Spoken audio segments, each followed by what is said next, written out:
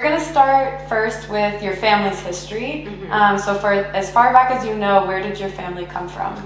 So from my dad's side, they are from Izmir and Bolis. And then from my mom's side, they're also from Bolis and Sis. Okay, and do you ever hear any stories about how they came to Egypt, what happened in the genocide? Yes, so I only know my grandma's side because she always told us the stories of how her dad came to Egypt because it was very tragic and very sad. So she always wanted to remind us of how we started in Egypt. And he was very young. He was the youngest of all of his brothers and sisters.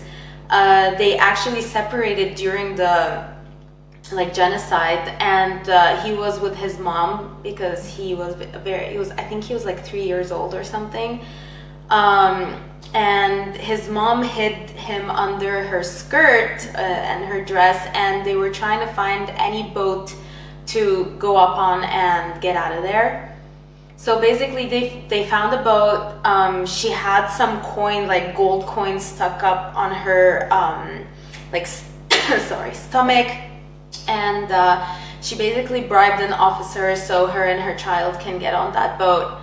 And they didn't even know where that's going, where are they gonna end up, but they ended up on the port of Alexandria and went down, and that's when they figured out, oh, we're in Egypt, all right, let's go to Cairo and start a life. Wow. Do you know what kind of officer it was? French? Ottoman? No, actually I don't. I could be actually, but not really sure. It's okay. And so do you know if all of your great grandparents came straight to Egypt? Did anyone go anywhere else first? No, so my mom's side, her mom, they're all Lebanese, so that side of the family went to Lebanon. And then both my grandfathers, they came to Egypt as well. Oh, okay. Do you know why they went from Lebanon to Egypt? Well, she married my grandpa from Egypt, so that's why she came to Egypt, but we still have family in Lebanon. Okay, got it. And is there any other stories about the genocide that you know? No, this was mainly it. Yeah. Okay, great. If you think of anything else, we can add too. So now we'll move to sort of their early life in Egypt. Have you heard from them or from others in the community what it was like for the genocide survivors in Egypt? Were there a lot of people? There were a lot of people actually in Egypt. There were hundreds and thousands of them, but everybody kept on trying to go somewhere else, either Australia, Canada, the US or Europe somewhere. But whoever was there had actually a pretty good life because Egypt took the Armenians in, and they took really good care of them and helped them get businesses, help them survive the genocide, and so on and on. So again, I'm gonna go to my grandma's dad's story because mostly that's what I know. He started an entertainment film company, and he built that, and he had a studio. It was called Ohanian Studio, and they shot television shows, they shot films, advertisements. But he was also at the time when Abdel Nasser was the president, and that was actually a really bad time for wealthier people because he was taking their money and giving it to the public or the poor, but he was not helping them. So he lost his business sadly because of that and all of their money. So the business had to shut down. Yeah. Wow. It's good that you remember so much. Yeah. So many eras. Yeah. Have you heard the films that he was making? Were they they were Egyptian, Armenian, everything?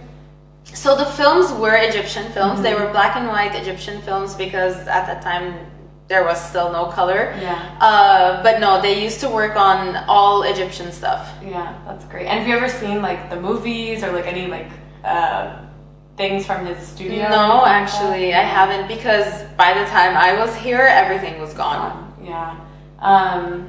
Do you know, like, from that time you're saying about Abdel Nasser came, Mhm. like, I think I've also heard a lot of Armenians left. Yeah. Do you know, like, why did your family want to leave? Do you know why they stayed? Actually, no, I don't think they wanted to leave. There was a time when my family was about to leave, further in the future when my grandparents got married and they had my dad. My grandfather, he was a psychiatrist and he did, what do you call it, diagnosis on criminals, actually, because he was a law doctor, basically. He had to diagnose criminals to see if they're actually insane or they have to go to jail. And he got offered a big opportunity to go to the US and get his second like master's or PhD or something, and he could stay there and become a psychiatrist there. So they left. My grandparents left with my dad for a couple of months, and he was doing his PhD. But then they had to come back because my grandma's family had some issues and they couldn't leave, and that's why they came back to Egypt. I see. Okay, wow. And I guess in that previous time period under Abdel Nasser, were there any other like issues that Armenians talk about? Actually, no one really liked that Yeah. time period because it was very hard, especially that like most of the Armenians were successful at that time and everybody's business was getting taken over, and that's why they decided to leave. And again, most of them went to Australia. There's a big community of Egyptian Armenians in Australia who left a really long time ago. Wow, interesting. And do you know what your grandfather did after the studio got? Yeah, he actually had his own clinic. He was the psychiatrist. Oh, this is the same grandfather. Yeah. That's like he's so talented. Yeah. Oh my gosh, wow. So he still became a psychiatrist, and Yeah. he had his own clinic, and he was treating everybody, either like Egyptians and Armenians. Wow, that's incredible. Yeah. Yeah. And then how about your grandfather on your mom's side? He was a jeweler. He had his own like jewelry shop in the middle of downtown, which was one of the like elite places to have your shop. And he did really cool like jewelry pieces. It was like big rings and stuff that had all the Egyptian stamps on it. He was actually a stamp collector as well, and he was really into maps. So he decided to write a book about it, and his dream was to finish this book before he passed away, and he actually did, and we were all very proud of that. His books talks about maps and the maps of Egypt, and there's like parts of Armenia in there as well. Wow, that's so cool. Do you have like copies? Yeah, back home. Oh, that's so cool. That's Yeah. awesome. Wow, it was like such a talented family. Thank you. And do you know, like, for that, your grandparents' generation, were they like very integrated with Egyptian society, or did Armenians stay to themselves more? Actually, no. They had a bigger Egyptian community because at that time, it was, I don't want to say friendlier, but it was friendlier. Especially that one of them was a doctor and the other one was a jeweler for the public. It wasn't just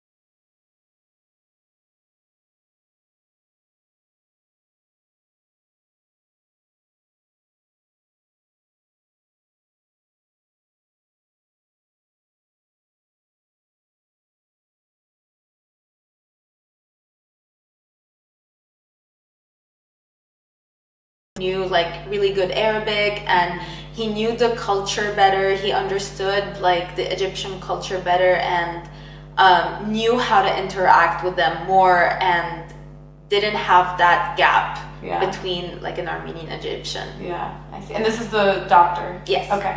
Yeah. And then on the other side, the ones who met in Lebanon, do you know why your great-grandfather or grandfather? No, my grandfather. Grandfather. Do you know why he went to Lebanon? Actually, no, not really. But my grandma, she was such like this Lebanese like diva with the blonde hair, and she used to like go on stage and sing and say poetry.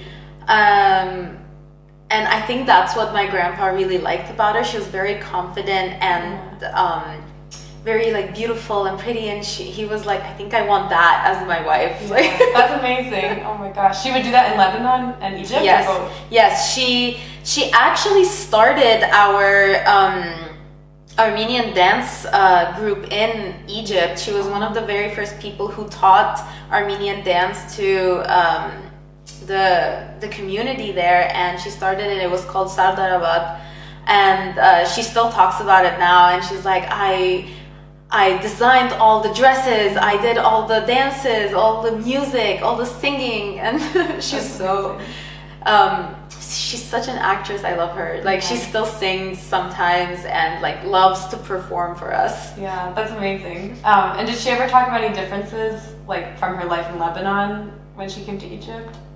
Actually, at that time there wasn't much of a big difference, because Egypt was also still in that elite lifestyle where we had that French colony in there, and Lebanon was also like had the French colony, so we kind of had a lot of similarities. She felt very comfortable, but she also said that like Lebanon was more elite sometimes. Where I also tell her like, okay, we're more laid back. Yeah, oh, that's sweet. And very early on, you said at first they came to like the port in Alexandria and then to Cairo. Did Armenian community stay in Alexandria too, or like everyone kind of came to Cairo? Yeah, so a lot of people stayed in Alexandria. We did have a bigger community in Alexandria actually, but right now it's very little. We used to have so many Armenian schools and churches, but they all shut down. So there is one church, 2 Armenian clubs right now, and 1 school. Wow. And besides those 2 cities, were there anywhere else with Armenian? Okay, there. And anything else you want to add about your grandparents? Like anything about your other grandmother? I don't know. So actually, you're also accomplished. It's hard to. Actually, one thing to note is that my grandparents from my dad's side, my grandfather's family, all of them left to Canada. Only he stayed back. Wow. And my grandma's sister left to London a really long time ago. And from my mom's side, actually, most of our family live in the US right now. And my grandma doesn't want to go there anymore. She's like, I'm too attached to Egypt. I love my life in Egypt. I'd rather stay here. Wow. So that's how they ended up like back in Egypt, and everybody's like scattered everywhere else. That's very interesting. What do you think it is about Egypt that keeps them wanting to stay? Actually, Egypt is a really nice place to live. It's really fun. People are really nice there. Yeah, sometimes they say it's a very dirty country, but once you have like a good environment and you have people that surround you and you love them, you don't want to leave. Yeah. Oh, it's so special. That's great. And I guess we'll come to your parents. So, yeah, I guess, do you know if they grew up going to Armenian schools? Yes. Yeah. So both my parents went to Armenian school. They went to the same Armenian school actually, and they're both from the same like Armenian club as well. They have like a 6-year gap, so they weren't in the same friend group before up until like they got a little bit older. My dad is a doctor. It runs in the family. Yeah.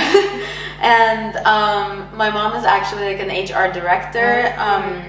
she works with a lot of Egyptians. She worked with a lot of Egyptians ever since she's like finished college.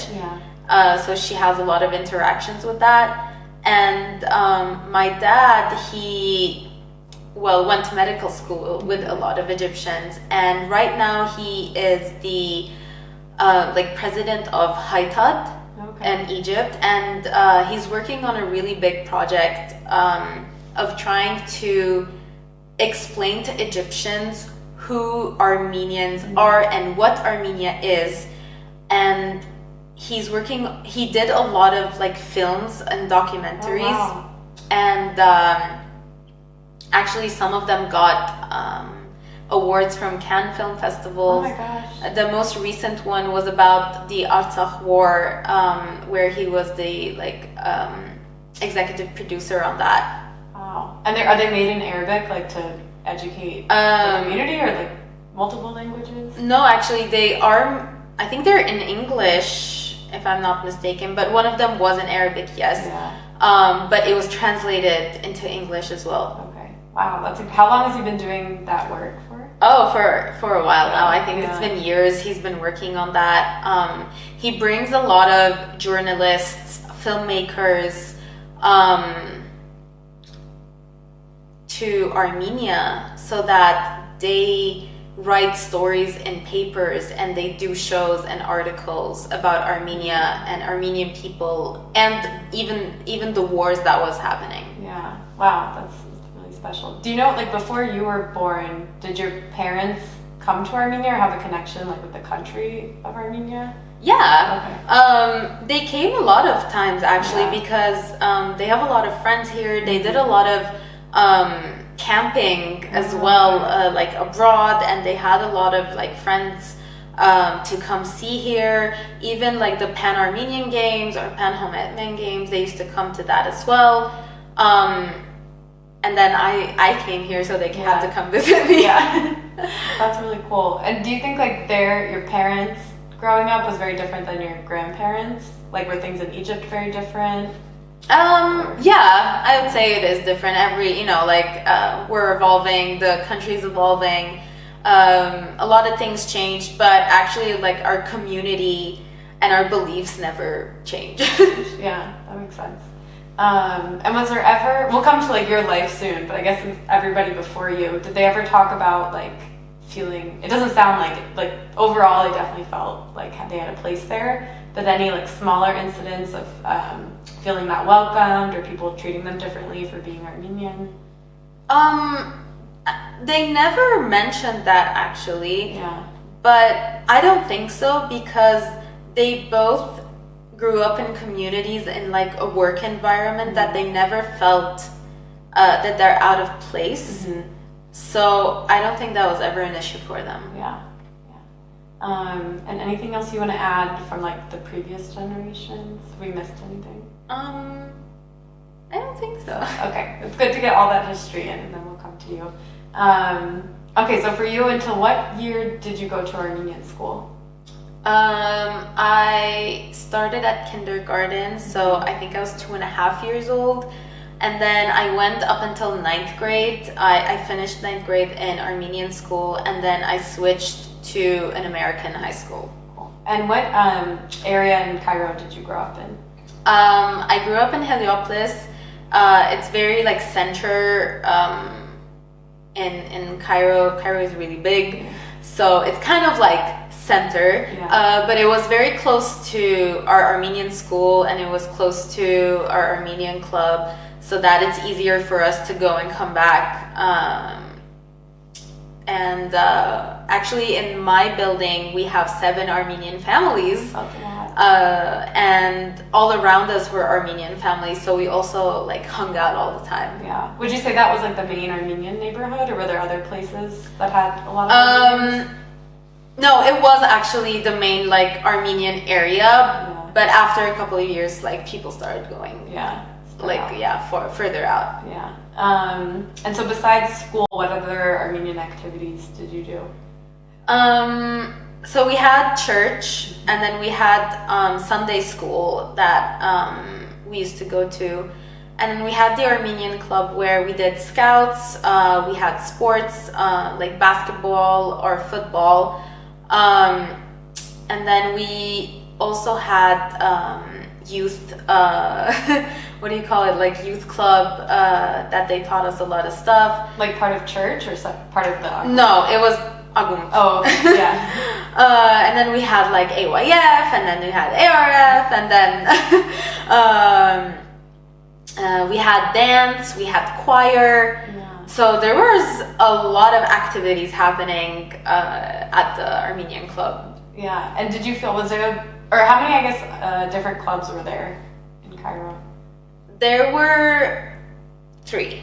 Was there a lot of like political tension? Oh yeah.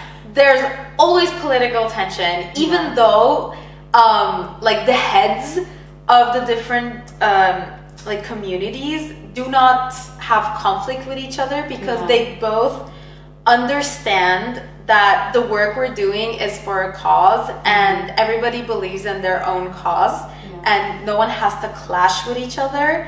But when it came to like basketball and basketball matches, oh dear God, like chairs used to like get thrown at each other. It was crazy chaotic.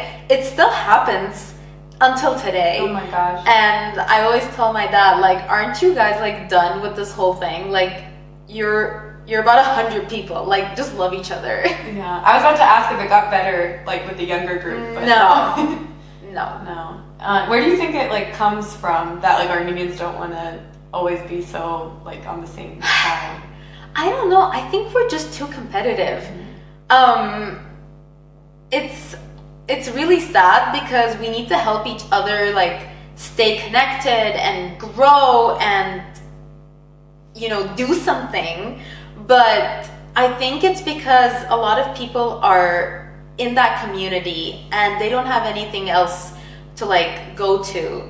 So they're like, all right, let's have some fun. Like, I'm a little bit bored today. Yeah, that makes sense. And is there just one Armenian school, or there's more than one? We had 2 Armenian schools, but sadly one of them got burnt down during the revolution in Egypt, and the government just took it over. So all of the students from that school had to get transferred to the school I went to. Oh, okay. And what were the name of the 2 schools? So Nubarian was the one I went to, and Kalustian was the other one. Okay. And were they connected to like bigger Armenian organizations? No, they were just like two separate schools. And actually, like the church, the Armenian church, is our main source of everything. School is actually free. Oh, wow. For Armenians. Non-Armenians are not allowed to come to our school anyways, so it's just for us. So basically education is free for every Armenian family and their like kids. So the school buses, everything is covered, and if you graduate from Armenian school, like high school, 12th grade, they pay an amount of your tuition for college. Wow, that's because we've heard from other communities like sometimes the money is like stops people from going to Armenian school. So do you know, like you said, the church is funding it, or do you know so actually the church does a lot of things for the community. So one is funding school and then funding college. If you get accepted to an Ivy League school, they offer to pay for that too, because they want you to get a really good education. So they kind of give you that push and nudge for you to study and get better grades to be able to go into an Ivy League school. They also offer to pay a little, like some of your tuition if you come to Armenia to study in any college here. What else? If you are a newly Armenian couple who got married together in that community, they also help you find an apartment and offer to pay for that. Wow, that's incredible. And what church did you go to? We just have like one church. It's Armenian Orthodox. Okay. Yeah. And do you know which? It doesn't matter, but what is it, like Echmiadzin or? Yeah, it is Echmiadzin. Yeah. And so everyone goes to the same church. That's incredible. And what's the name of it? Oh, I have no idea. Oh. It's just like the church. It's our Armenian church. It's the church. And it's in like the same area as where you live? Actually, it's in downtown. Oh, okay. Yeah. Is it a historic church, like It is. from before genocide, or? No, it is. It is after genocide church, but it's actually very, very beautiful. It's only missing an AC because it's like really hot in there.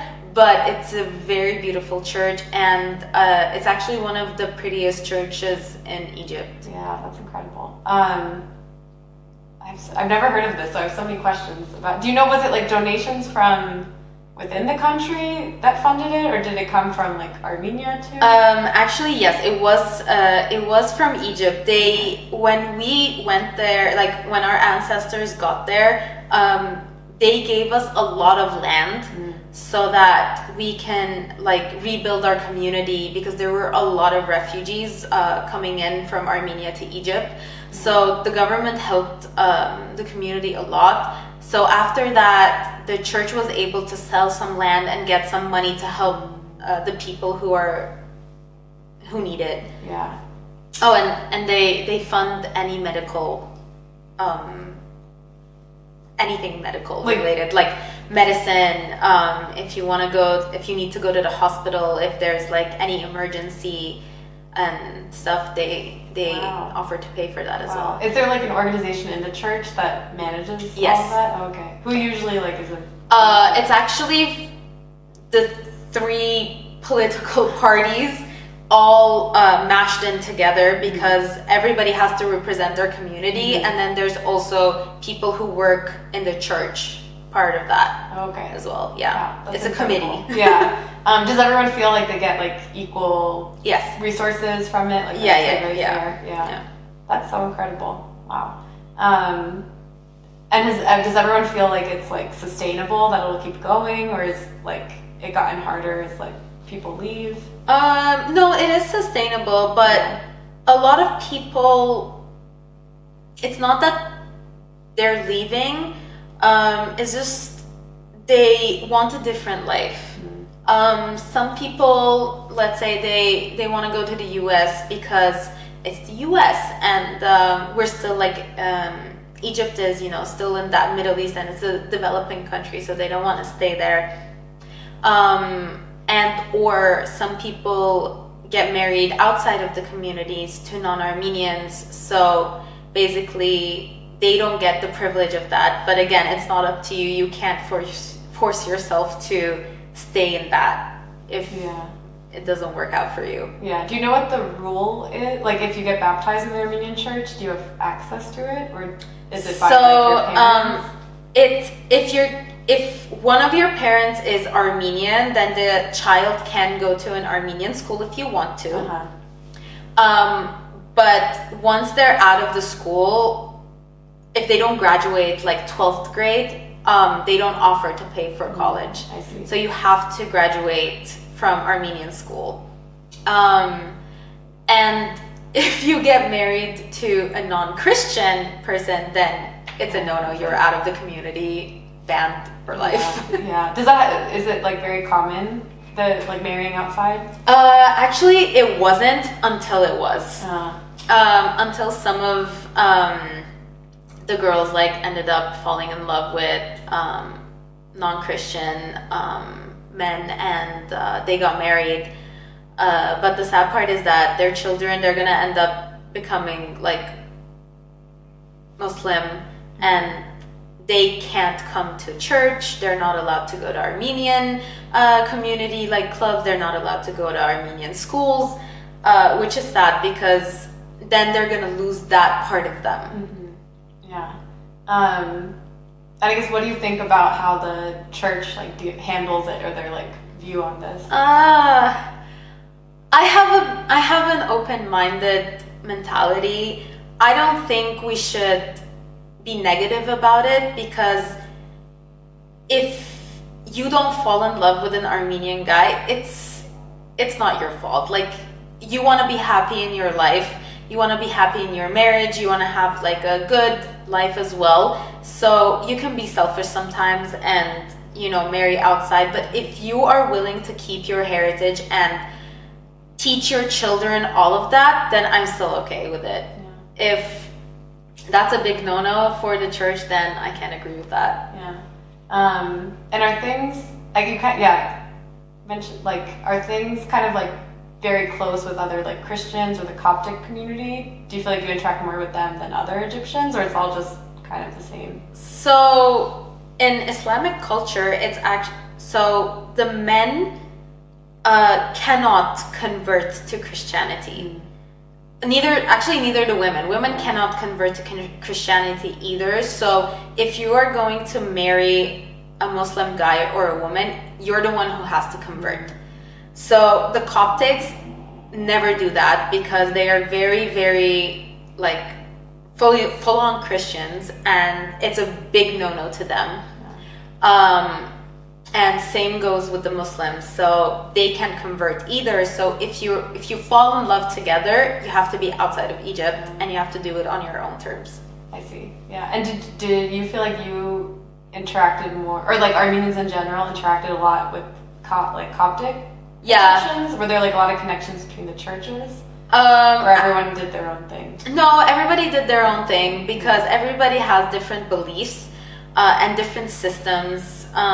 So they did their own thing, we did our own thing, but by the end of it, we're both like from the Christian like religion, so we do have like some similarities and like some bonding together on that side. Yeah. We went on this like whole thing about the church. I'm trying to think. Just making sure it's recording. Yeah. Anything else about the church that you want to add? It was so interesting. No. Yeah. It was a lot. Good. Okay. Okay. So we did church. We did album. Yeah. And so which I know you said there's a lot of activities. What were like your favorite at album? I liked going to Scouts.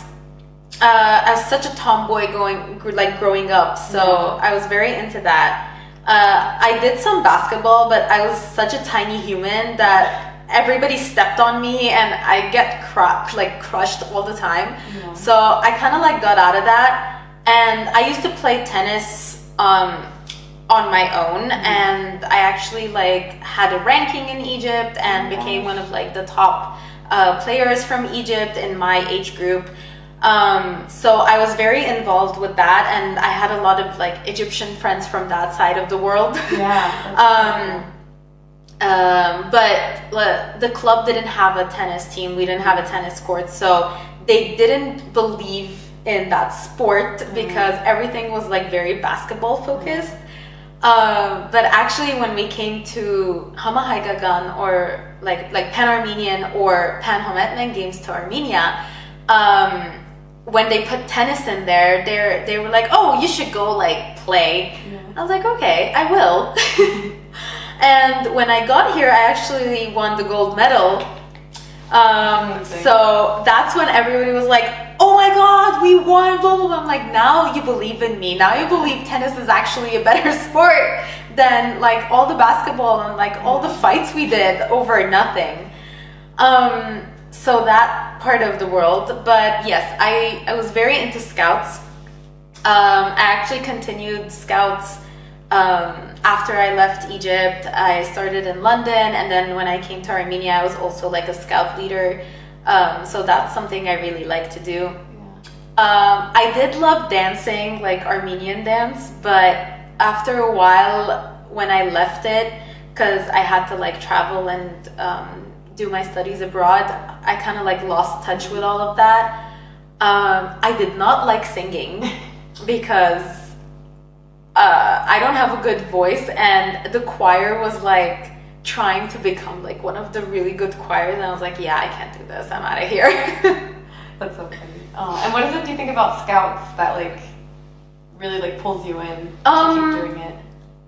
I think it's the survival skills that they taught us, the camping, the meeting new people, like when we come to like Pan-Hometmen camping here, like jamborees. I love meeting people from outside and having that connection with someone. And scouting in general, it's like a really fun thing to do. It's not very like political, it's not like sports, but it's something that you can actually enjoy. Yeah, that's cool. When you came to like Pan-Armenian Games or other things, did people have like stereotypes about Egypt or like didn't think that. Yeah, what did other Armenians think about the Egyptians? Yeah. Yes, they did. They had very big stereotypical like personas on us. They're like, oh, why don't you like wear veils there? Because we're like, because we don't. You don't have to. But like, let's say the Lebanese or Syrians, they kind of related to us because we're all in that like Middle Eastern vibe.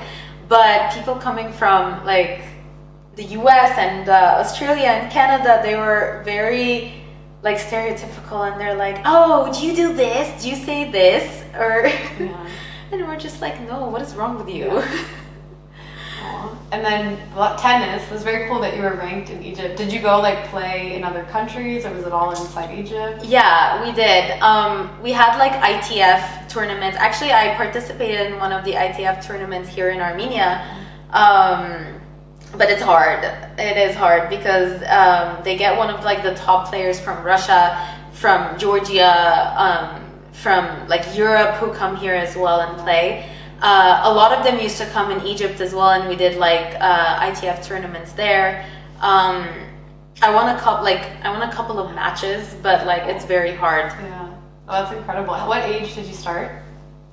I was 4. Oh wow! Yeah, I was 4. A long time. Yeah, was that like one of the main things you did not in the Armenian community? Yeah. My dad and my grandma actually used to play tennis. Oh. My dad still plays tennis till today. He's like in his 60s. Wow. He absolutely loves the sport. So he got me into that, and I fell in love with the sport. And when I got better at it, there were like clubs who offered to like take me in, and I had to play in their league, and it was really fun to do that. That's awesome. That's so special. I guess going back to school. Yeah. What was like the main language? Like, was it always Armenian or only Armenian for like language class? No, we took 4 languages in school. So we took Arabic, Armenian, English, and French. Wow. That's incredible. And if like, let's say you had like math or science, would that be like, what language would those English. be? Everything was in English, even though we were an Egyptian educational system. But we did everything in English except for like the Arabic and I don't know what dirasat is like in English, but we used to take like geography and history in one class. I see. Okay. And then Armenian would be like Armenian language. Yeah. We had Armenian language, we had Armenian history, and we took Armenian religion. Oh, okay. All in Armenian. Mm-hmm. Okay. Got it. And was the teachers mostly Armenian, mostly Egyptian? So Armenian teachers for the Armenian classes, of course. But we did have some Armenian teachers who taught us French. We had Armenian teachers who taught us English as well, and like science. Mm-hmm. But everything else were Egyptian teachers. Okay. And because you said it was like Egyptian school system, did the government, like Ministry of Education, have a lot of control over the school, or not a lot? We were a private school, but yes, they did have control over the system and like education we were getting. Yeah. Do you know if ever, you've like heard this in some other places, like there were certain Armenian topics you couldn't talk about in like Armenian history, or was it pretty open? No, it was pretty open. Yeah. That's good. And I guess besides at school, what language did you mainly speak with your family? Armenian? Armenian. I spoke purely Armenian with my family at home, at school, at like the club together. Yeah. Actually, my Arabic was really bad until I switched schools. Oh, okay. Was that common amongst Armenians? Like Armenian first? Yeah, it's always Armenian first, and then English is our like second language. And then comes Arabic, even though Arabic should be your second language. But most of us have accents, and people can tell that we're foreigners, even though we're all like born and raised there. Yeah, and is that the true like through all the generations? Yeah. Mainly? Actually, no. My grandfather had way better Arabic. My grandmother, till now, has a very strong accent. No one understands her Arabic. Yeah.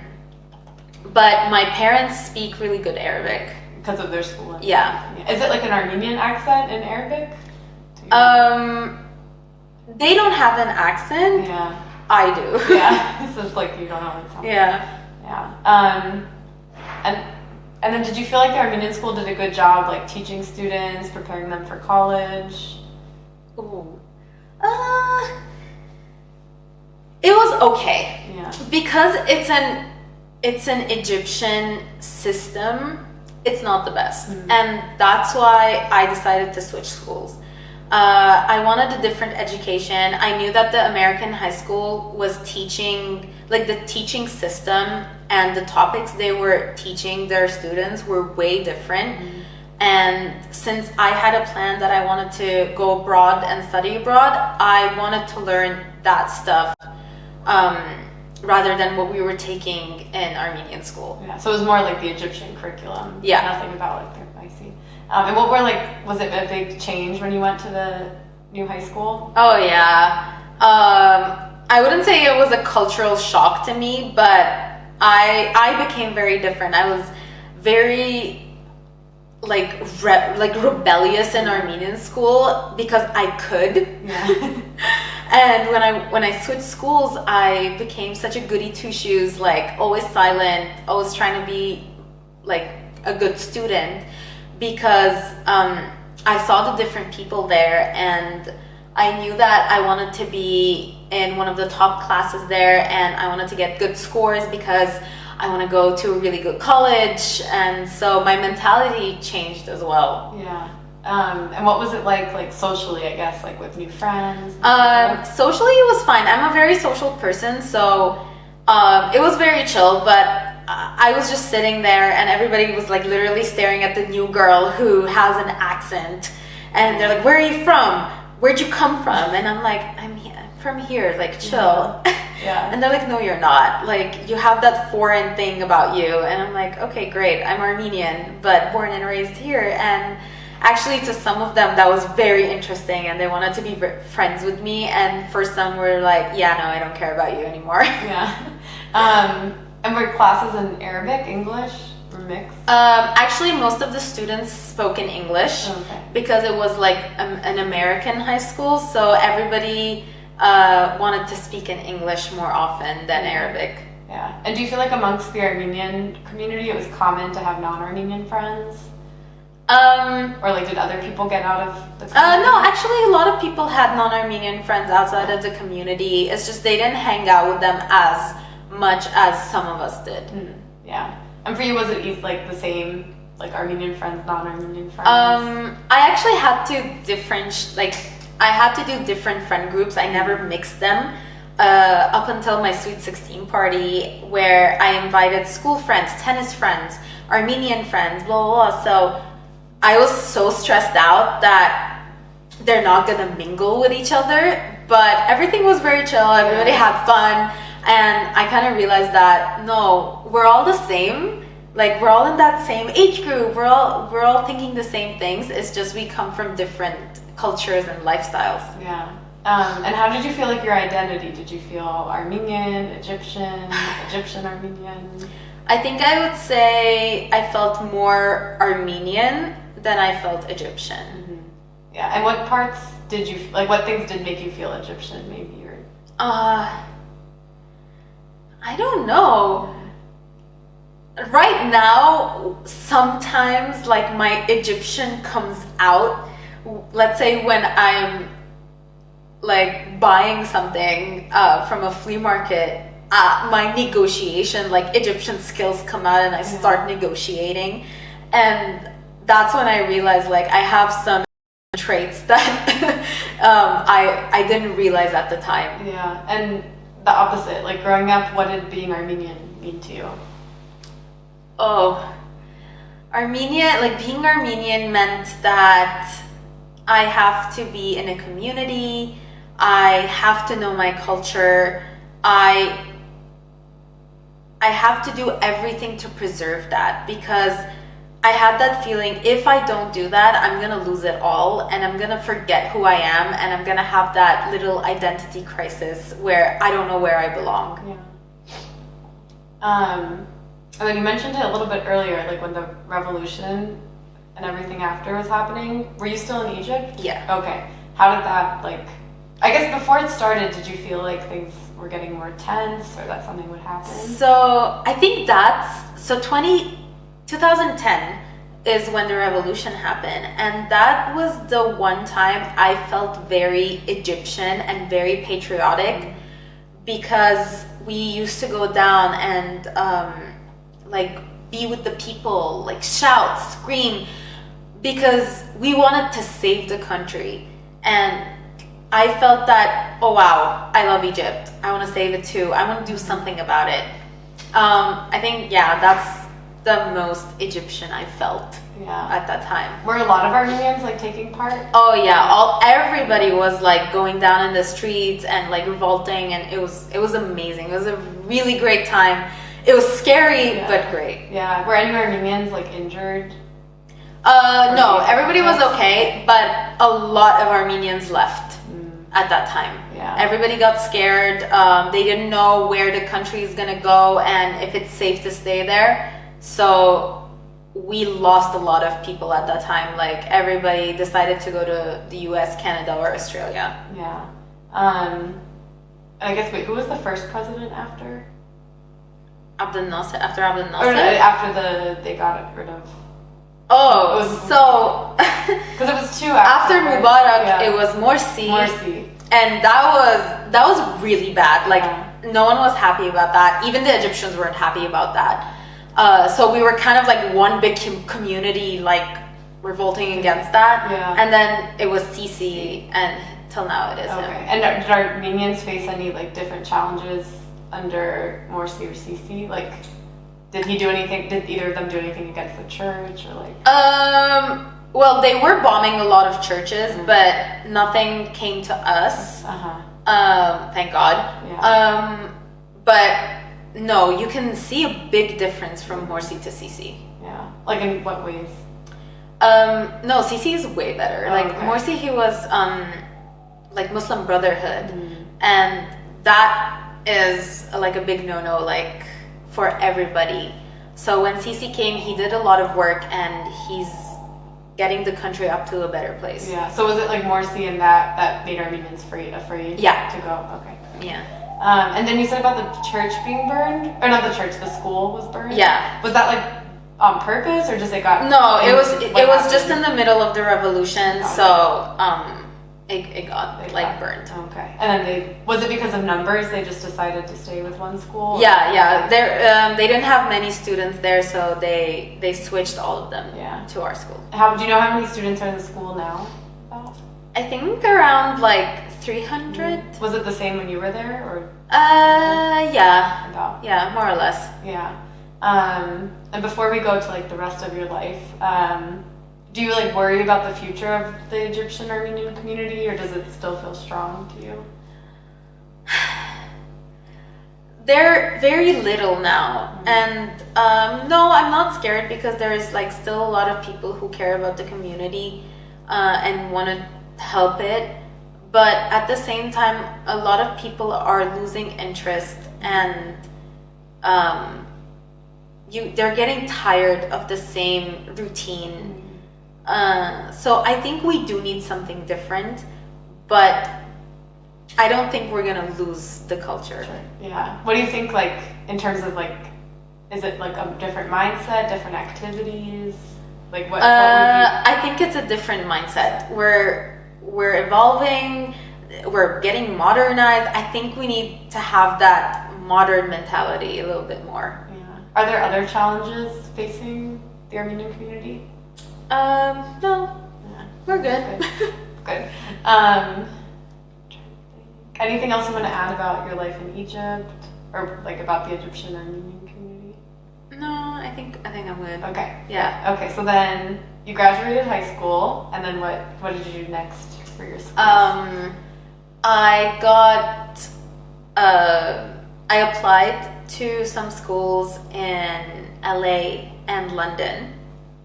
I got accepted to a university in London, and my dad was so happy about that, because he does not like America.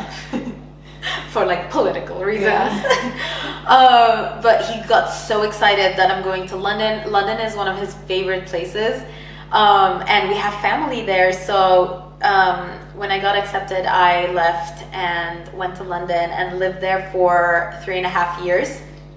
And then I graduated and came to Armenia. Wow. And what did you study in London? I did a major in business, focusing on marketing. Nice. And did you said, I guess, how did you get involved with the Armenian community there? I don't know. I actually, when I left, I was like, oh, I'm gonna be away from Armenians a little bit. I'm gonna explore a different life. But once I got there, I got so nostalgic, and I felt like I wanted to talk Armenian with anybody because there was no Armenian in my school. I was the only one there, and I felt like such a minority, and I was like, nope, I need friends. So I bought tickets to Vahe Berberian show, and I took the train. It was like a 45 or like 1 hour commute. I got there and I was lost in the streets for a while because I couldn't find Navasartian building until one of the guys there was like, are you lost? You look Armenian. I'm like, yeah, help me. And he was like, Berberian, yeah. I'm like, yeah. So he took me in, I sat, I laughed at the show, and then he was like, do you want to come to Scouts? Like, meet some people? I'm like, yes, I would love to, please. I need people like you in my life. So I ended up going to Scouts. I met a lot of people there, and we became friends. And every Sunday, I commuted back and forth to be with my Armenian people. That's awesome. And what did you notice, like, about the London Armenians? Like, that was maybe different than growing up?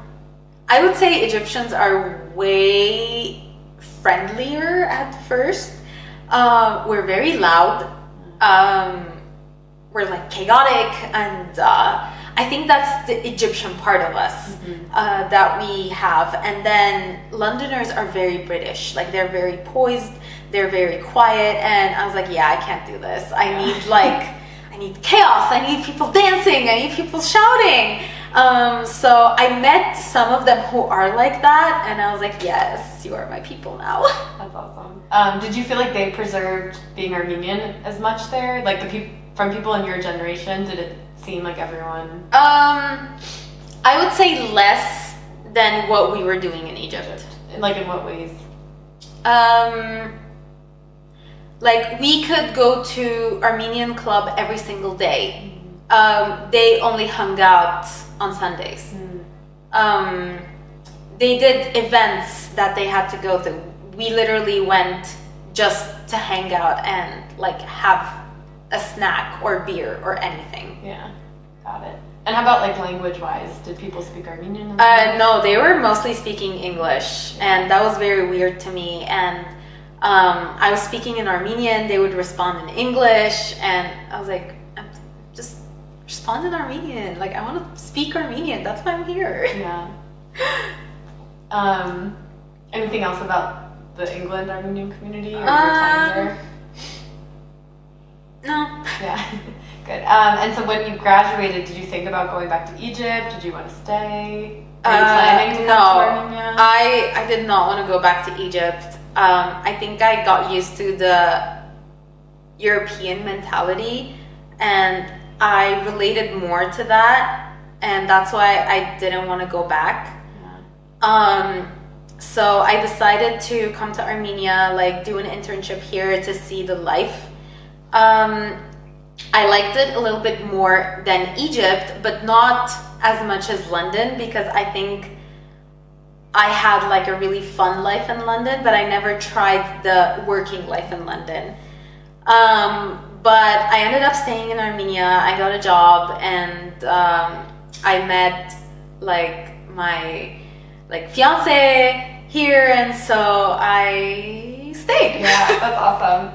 And had Armenia ever been in your plan before, or was it just kind of random? Oh my god, no. Armenia was never a plan of mine. After London, I either wanted to stay in London or wanted to go to the US to have like a job in entertainment.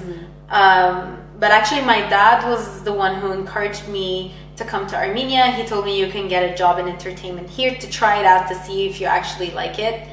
And then I did, and I liked staying here. And I always tell people, like, come to Armenia. It's actually really fun, and it's a good place to live. Yeah. What, like, growing up in Egypt in the diaspora, like, what had you been taught about Armenia, and then was it different than like actually being here? They used to tell Armenia is very conservative. It's very like Soviet mentality. And when I first came here, it was like that. Like I was having trouble talking to them. I couldn't understand the Russian they're saying. But again, it's about the people and the community you surround yourself with. And so I met a lot of diasporans here. I became friends with them. I felt like I'm not alone, and that's why I really liked it here. Yeah. And if you want to talk about like your job a little bit or what you do. Yeah. So I started working at PixArt in 2018. They hired me because I knew Arabic and I knew the Middle East, and like I was from Egypt. So I was basically doing content for the Middle East and doing some research and writing emails in Arabic, even though my Arabic sucked. But at least I was better than Google Translate. Yeah. And then my boss, she saw that I have that personality to become a social media person. So she offered me a full-time job and I took it. And I've been in social ever since, and right now I'm their senior like social media manager. Nice, that's awesome. And does it feel like, how does it feel working at an like a company started in Armenia? It was really cool. I was flexing it, honestly. I was like, oh my god, I work at an Armenian company who's a big global hit.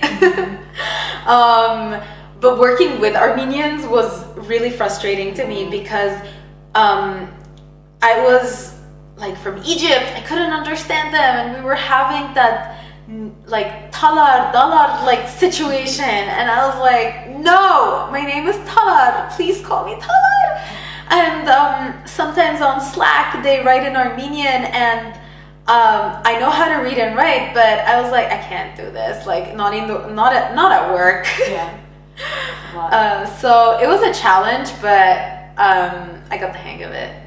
And do you feel like your Armenian identity has changed being in Armenia versus like the diaspora? Yes. I became more patriotic.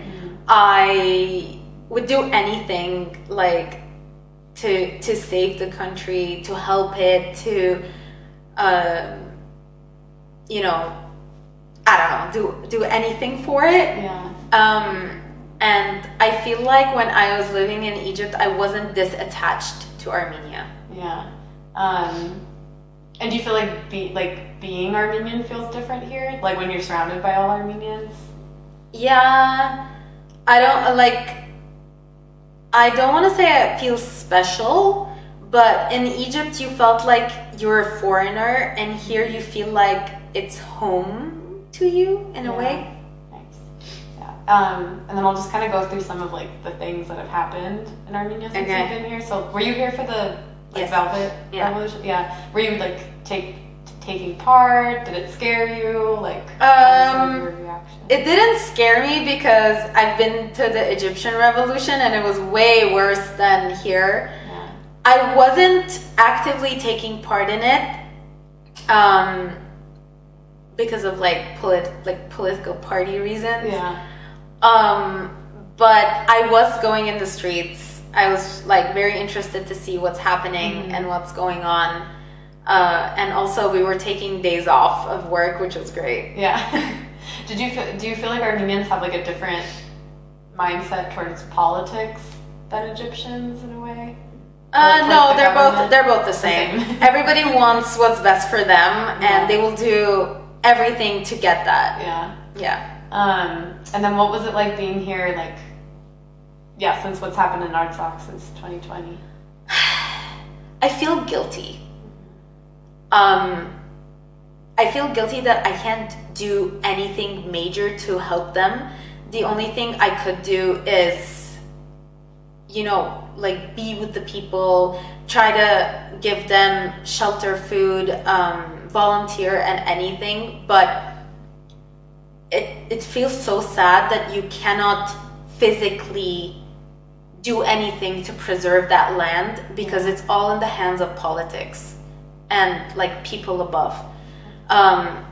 In 2020, we were volunteering at like a digital volunteering space where we were trying to get news spread all over the world.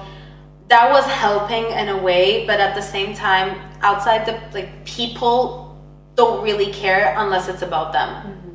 So if you're trying to make other people care and they don't, you feel so shitty and you're like, okay, I did my best, but it's not even enough. Yeah.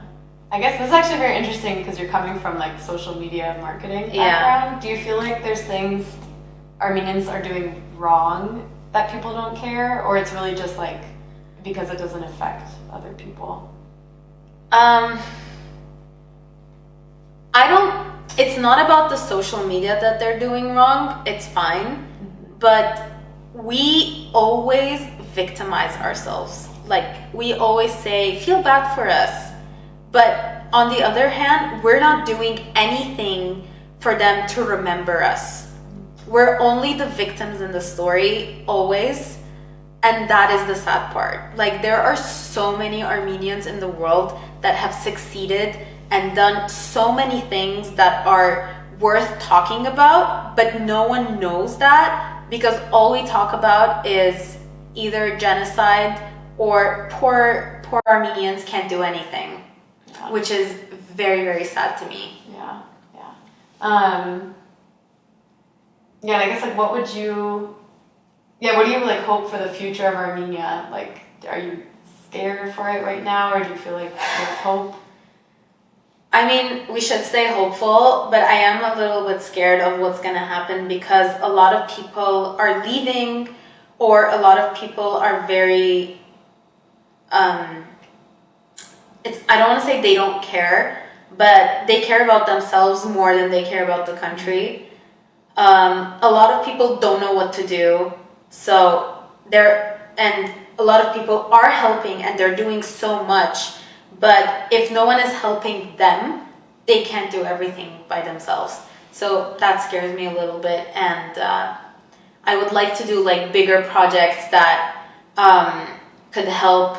Like I would like to help my dad work on the bigger films and try to get networks outside of Armenia, like in America, and try to tell people like what we're doing and why we're doing it.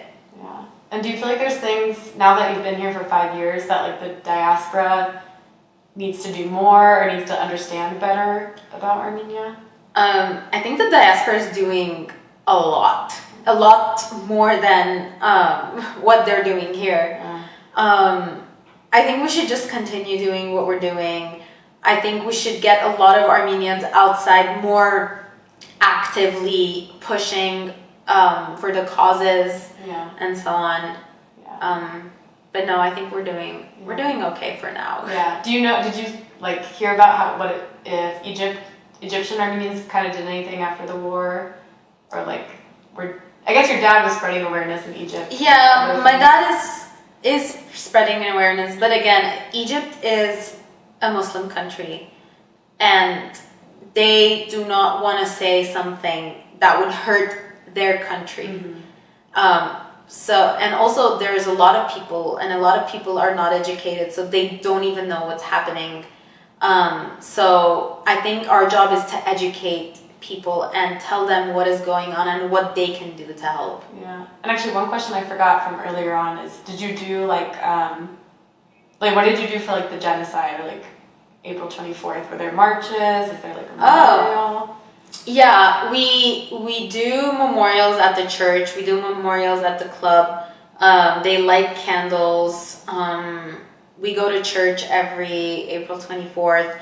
The scouts march with the people. We close the streets, not a big chunk of the street, but like a good amount.